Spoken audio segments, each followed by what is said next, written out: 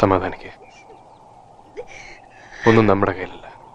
പോകേണ്ട സമയം വന്ന എല്ലാരും പോണം. ഞാൻ ചെയ്തല്ല വെറുതെ ആയില്ലേ? വിധി ഏട്ടന് വേണ്ടി ചെയ്യാൻ പറ്റണതും അതിനപ്പുറം ചെയ്തില്ലേ? അങ്ങനെ സമാധാനിക്ക്. ഇനി കുട്ടി പറഞ്ഞ പോലെ അവിടെ നിർത്തി ആ പണം തിരിച്ചു കൊടുക്കണം. അതോടെ ഈ പ്രശ്നങ്ങളെല്ലാം തീരും.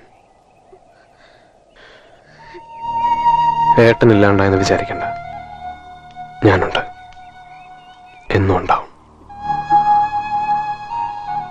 ഞാൻ കാരണം ചന്ദ്രേട്ടന്റെ ജീവനൊപ്പോ ആരോ ഷൂട്ട് ചെയ്തു പറഞ്ഞു. അത് സാരല്ല. ജീവിക്കാൻ കൊതിയുണ്ടെങ്കിലല്ലേ മരിക്കാൻ പേടി. ഞാനത് ഏത് സമയം പ്രതീക്ഷിക്കുന്നുണ്ട്. അങ്ങനെയൊന്നും പറയരുത്.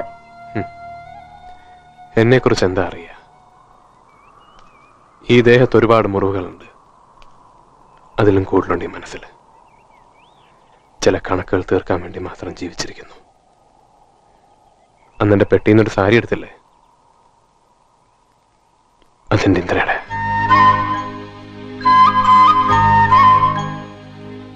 എന്നെ ഇത്രയും സ്നേഹിച്ചൊരാളുണ്ടായിട്ടില്ല. ഞാനും. അവളുടെ മുന്നില് ഞാൻ വെറും ഒരു സ്കൂൾ കുട്ടിയായിരുന്നു.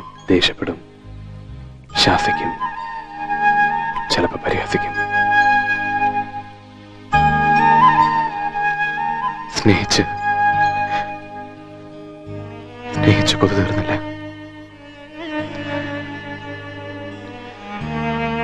ഒക്കെ കൈയുടെ ശാപ. അല്ലെങ്കിൽ ഒരു പാത്രത്തിലുണ്ട് ഒരു പായിലുറങ്ങിയവൻ എന്നോടിങ്ങനെ ചെയ്യൂ.